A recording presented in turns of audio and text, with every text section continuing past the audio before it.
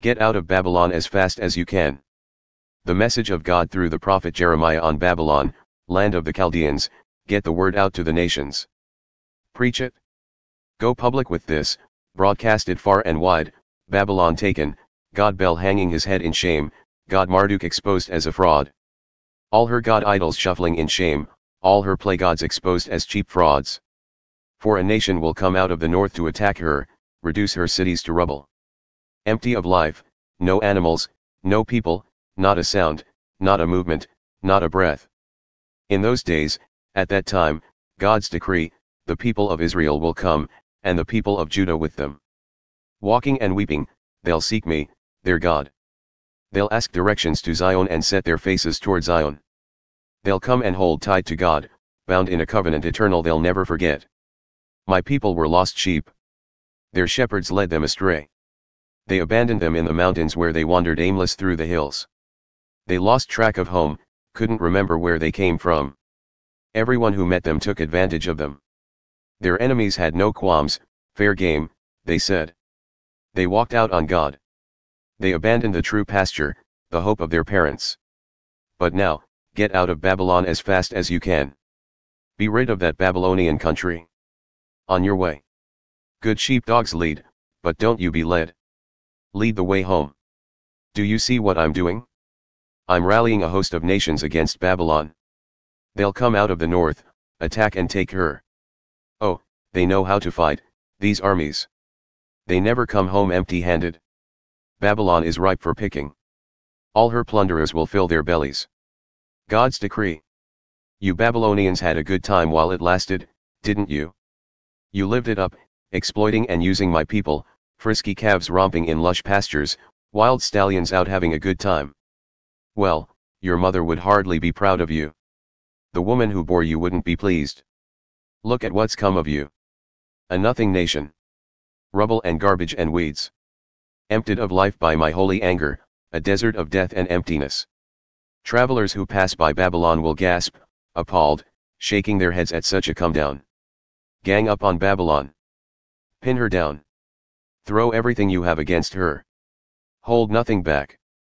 Knock her flat. She's sinned, oh, how she's sinned, against me. Shout battle cries from every direction. All the fight has gone out of her. Her defenses have been flattened, her walls smashed. Operation God's vengeance, pile on the vengeance. Do to her as she has done. Give her a good dose of her own medicine. Destroy her farms and farmers, ravage her fields, empty her barns. And you captives, while the destruction rages, get out while the getting's good, get out fast and run for home. Israel is a scattered flock, hunted down by lions. The king of Assyria started the carnage. The king of Babylon, Nebuchadnezzar, has completed the job, gnawing the bones clean. And now this is what God-of-the-Angel-Armies, the God of Israel, has to say, just watch. I'm bringing doom on the king of Babylon and his land, the same doom I brought on the king of Assyria. But Israel I'll bring home to good pastures. He'll graze on the hills of Carmel and Bashan, on the slopes of Ephraim and Gilead. He will eat to his heart's content. In those days and at that time, God's decree, they'll look high and low for a sign of Israel's guilt, nothing, search nook and cranny for a trace of Judah's sin, nothing. These people that I've saved will start out with a clean slate. Attack Marathaim, land of rebels. Go after Pekod, country of doom. Hunt them down. Make a clean sweep. God's decree, these are my orders. Do what I tell you. The thunderclap of battle shakes the foundations. The hammer has been hammered, smashed, and splintered, Babylon pummeled beyond recognition. I set out a trap and you were caught in it. O Babylon, you never knew what hit you, caught and held in the steel grip of that trap. That's what you get for taking on God. I, God, opened my arsenal. I brought out my weapons of wrath. The Master, God of the angel armies, has a job to do in Babylon. Come at her from all sides. Break into her granaries. Shovel her into piles and burn her up. Leave nothing. Leave no one. Kill all her young Turks. Send them to their doom. Doom to them. Yes, doomsday. The clock has finally run out on them. And here's a surprise, runaways and escapees from Babylon show up in Zion reporting the news of God's vengeance, taking vengeance for my own temple. Call in the troops against Babylon, anyone who can shoot straight. Tighten the noose. Leave no loopholes. Give her back as good as she gave, a dose of her own medicine. Her brazen insolence is an outrage against God, the Holy of Israel. And now she pays, her young strewn dead in the streets, her soldiers dead, silent forever. God's decree. Do you get it, Mr. Pride? I'm your enemy. Decree of the Master, God of the Angel Armies. Time's run out on you, that's right, it's doomsday. Mr. Pride will fall flat on his face. No one will offer him a hand. I'll set his towns on fire. The fire will spread wild through the country. And here's more from God of the Angel Armies, the people of Israel are beaten down, the people of Judah along with them. Their oppressors have them in a grip of steel. They won't let go. But the rescuer is strong, God of the Angel Armies. Yes, I will take their side, I'll come to their rescue. I'll soothe their land, but rough up the people of Babylon. It's all-out war in Babylon, God's decree, total war against people, leaders, and the wise. War to the death on her boasting pretenders, fools one and all. War to the death on her soldiers, cowards to a man. War to the death on her hired killers, gutless wonders. War to the death on her banks, looted. War to the death on her water supply, drained dry. A land of make-believe gods gone crazy, hobgoblins. The place will be haunted with jackals and scorpions, night owls, and vampire bats. No one will ever live there again. The land will reek with the stench of death. It will join Sodom and Gomorrah and their neighbors, the cities I did away with. God's decree: no one will live there again. No one will again draw breath in that land, ever. And now, watch this. People pouring out of the north, hordes of people, a mob of kings stirred up from far-off places. Flourishing deadly weapons, barbarians they are, cruel and pitiless. Roaring and relentless, like ocean breakers, they come riding fierce stallions, in battle formation, ready to fight you, daughter Babylon. Babylon's king hears them coming. He goes white as a ghost, limp as a dish rag.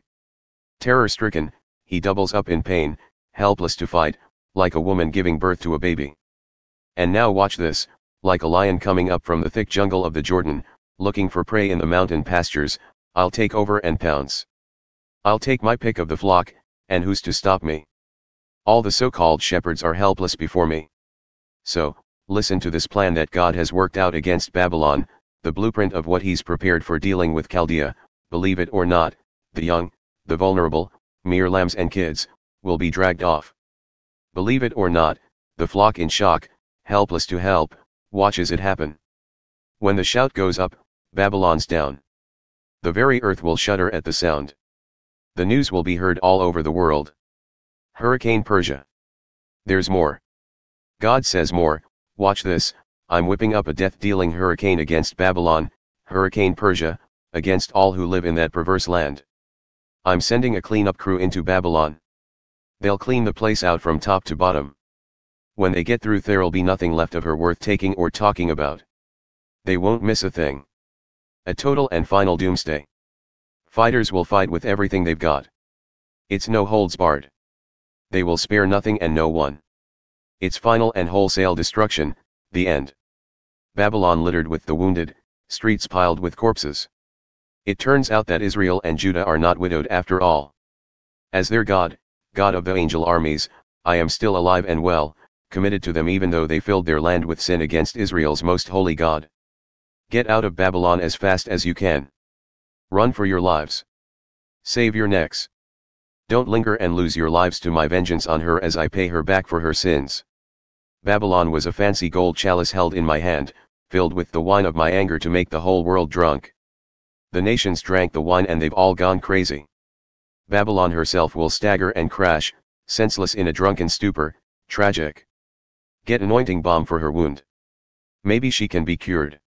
We did our best, but she can't be helped. Babylon is past fixing. Give her up to her fate. Go home. The judgment on her will be vast, a skyscraper memorial of vengeance. Your lifeline is cut. God has set everything right for us. Come. Let's tell the good news back home in Zion. Let's tell what our God did to set things right. Sharpen the arrows. Fill the quivers. God has stirred up the kings of the Medes, infecting them with war fever, destroy Babylon. God's on the warpath. He's out to avenge his temple. Give the signal to attack Babylon's walls. Station guards around the clock. Bring in reinforcements. Set men in ambush. God will do what he planned, what he said he'd do to the people of Babylon. You have more water than you need, you have more money than you need, but your life is over, your lifeline cut. God of the angel armies has solemnly sworn, I'll fill this place with soldiers. They'll swarm through here like locusts chanting victory songs over you. By his power he made earth. His wisdom gave shape to the world. He crafted the cosmos. He thunders and rain pours down. He sends the clouds soaring. He embellishes the storm with lightnings, launches the wind from his warehouse. Stick God worshippers look mighty foolish. God makers embarrassed by their handmade gods. Their gods are frauds, dead sticks, deadwood gods, tasteless jokes. They're nothing but stale smoke. When the smoke clears, they're gone. But the portion of Jacob is the real thing, he put the whole universe together, with special attention to Israel. His name? God of the angel armies. They'll sleep and never wake up. God says, you, Babylon, are my hammer, my weapon of war. I'll use you to smash godless nations, use you to knock kingdoms to bits. I'll use you to smash horse and rider, use you to smash chariot and driver. I'll use you to smash man and woman, use you to smash the old man and the boy. I'll use you to smash the young man and young woman, use you to smash shepherd and sheep. I'll use you to smash farmer and yoked oxen, use you to smash governors and senators. Judeans, you'll see it with your own eyes. I'll pay Babylon and all the Chaldeans back for all the evil they did in Zion. God's decree. I'm your enemy, Babylon, Mount Destroyer, you ravager of the whole earth. I'll reach out, I'll take you in my hand, and I'll crush you till there's no mountain left. I'll turn you into a gravel pit, no more cornerstones cut from you, no more foundation stones quarried from you. Nothing left of you but gravel. God's decree. Raise the signal in the land, blow the shofar trumpet for the nations. Consecrate the nations for holy work against her. Call kingdoms into service against her. Enlist Ararat, Mini, and Ashkenaz. Appoint a field marshal against her, and round up horses, locust hordes of horses. Consecrate the nations for holy work against her, the king of the Medes, his leaders and people. The very land trembles in terror, writhes in pain, terrorized by my plans against Babylon, plans to turn the country of Babylon into a lifeless moonscape, a wasteland. Babylon's soldiers have quit fighting. They hide out in ruins and caves, cowards who've given up without a fight, exposed as cowering crybabies. Babylon's houses are going up in flames, the city gates torn off their hinges. Runner after runner comes racing in, each on the heels of the last, bringing reports to the king of Babylon that his city is a lost cause. The fords of the rivers are all taken. Wildfire rages through the swamp grass. Soldiers desert left and right. I, God of the angel armies, said it would happen, daughter Babylon is a threshing floor at threshing time. Soon, oh very soon, her harvest will come and then the chaff will fly. Nebuchadnezzar king of Babylon chewed up my people and spit out the bones. He wiped his dish clean, pushed back his chair, and belched, a huge gluttonous belch. Lady Zion says, the brutality done to me be done to Babylon. And Jerusalem says, the blood spilled from me be charged to the Chaldeans. Then I, God, step in and say, I'm on your side, taking up your cause. I'm your avenger. You'll get your revenge. I'll dry up her rivers, plug up her springs. Babylon will be a pile of rubble, scavenged by stray dogs and cats, a dumping ground for garbage, a god-forsaken ghost town. The Babylonians will be like lions and their cubs, ravenous, roaring for food. I'll fix them a meal, all right, a banquet, in fact. They'll drink themselves falling down drunk. Dead drunk, they'll sleep, and sleep, and sleep. And they'll never wake up. God's decree, I'll haul these lions off to the slaughterhouse like the lambs, rams, and goats, never to be heard of again. Babylon is finished, the pride of the whole earth is flat on her face. What a come down for Babylon, to end up inglorious in the sewer. Babylon drowned in chaos, battered by waves of enemy soldiers. Her towns stink with decay and rot, the land empty and bare and sterile. No one lives in these towns anymore. Travelers give them a wide berth. I'll bring doom on the glutton god-Bel in Babylon. I'll make him vomit up all he gulped down. No more visitors stream into this place, admiring and gawking at the wonders of Babylon. The wonders of Babylon are no more. Run for your lives, my dear people. Run, and don't look back. Get out of this place while you can, this place torched by God's raging anger. Don't lose hope. Don't ever give up when the rumors pour in hot and heavy. One year it's this, the next year it's that, rumors of violence, rumors of war. Trust me, the time is coming when I'll put the no-gods of Babylon in their place. I'll show up the whole country as a sickening fraud, with dead bodies strewn all over the place. Heaven and earth, angels and people, will throw a victory party over Babylon when the avenging armies from the north descend on her. God's decree. Remember God in your long and distant exile. Babylon must fall, compensation for the war dead in Israel. Babylonians will be killed because of all that Babylonian killing. But you exiles who have escaped a Babylonian death, get out and fast. Remember God in your long and distant exile. Keep Jerusalem alive in your memory. How we've been humiliated, taunted, and abused, kicked around for so long that we hardly know who we are. And we hardly know what to think, our old sanctuary, God's house, desecrated by strangers. I know, but trust me, the time is coming, God's decree, when I will bring doom on her no-God idols, and all over this land her wounded will groan. Even if Babylon climbed a ladder to the moon and pulled up the ladder so that no one could get to her, that wouldn't stop me. I'd make sure my avengers would reach her. God's decree. But now listen. Do you hear it? A cry out of Babylon. An unearthly wail out of Chaldea. God is taking his wrecking bar to Babylon. We'll be hearing the last of her noise, death throes like the crashing of waves, death rattles like the roar of cataracts. The avenging destroyer is about to enter Babylon, her soldiers are taken, her weapons are trashed. Indeed, God is a God who evens things out. I'll end up with their just deserts. I'll get them drunk, the whole lot of them, princes, sages, governors, soldiers. Dead drunk, they'll sleep, and sleep and sleep. And never wake up. The king's decree. His name? God-of-the-Angel-Armies. God-of-the-Angel-Armies speaks, the city walls of Babylon, those massive walls, will be flattened. And those city gates, huge gates, will be set on fire. The harder you work at this empty life, the less you are. Nothing comes of ambition like this but ashes. Jeremiah the prophet gave a job to Seraiah son of Neriah, son of Maaseiah, when Seraiah went with Zedekiah king of Judah to Babylon. It was in the 4th year of Zedekiah's reign. Seraiah was in charge of travel arrangements. Jeremiah had written down in a little booklet all the bad things that would come down on Babylon. He told Seraiah, when you get to Babylon, read this out in public. Read, you, O God, said that you would destroy this place so that nothing could live here, neither human nor animal, a wasteland to top all wastelands, an eternal nothing. When you've finished reading the page, tie a stone to it, throw it into the river Euphrates, and watch it sink. Then say, that's how Babylon will sink to the bottom and stay there after the disaster I'm going to bring upon her. The destruction of Jerusalem and exile of Judah. Zedekiah was 21 years old when he started out as king. He was king in Jerusalem for 11 years. His mother's name was Hamudal, the daughter of Jeremiah.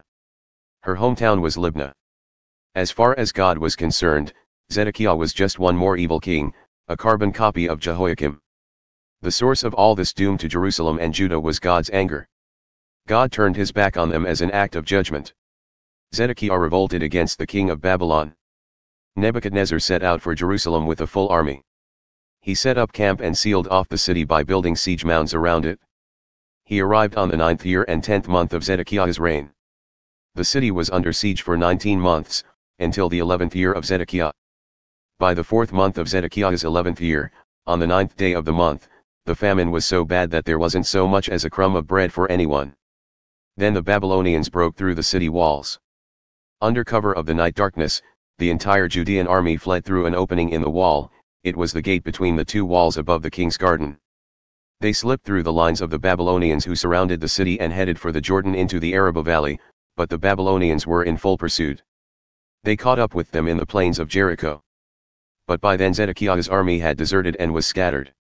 The Babylonians captured Zedekiah and marched him off to the king of Babylon at Riblah in Hamath, who tried and sentenced him on the spot. The king of Babylon then killed Zedekiah's sons right before his eyes. The summary murder of his sons was the last thing Zedekiah saw, for they then blinded him.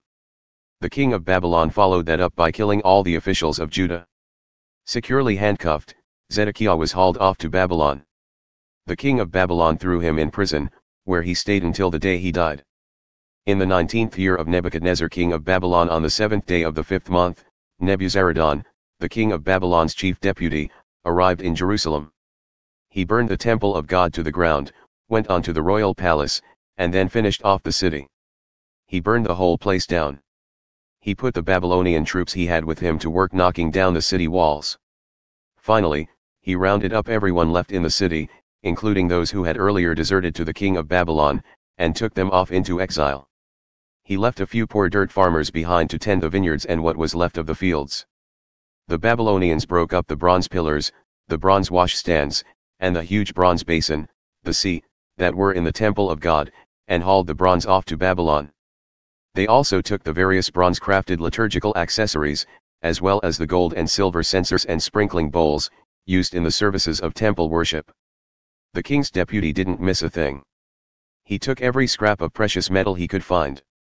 The amount of bronze they got from the 2 pillars, the sea, the 12 bronze bowls that supported the sea, and the 10 washstands that Solomon had made for the temple of God was enormous.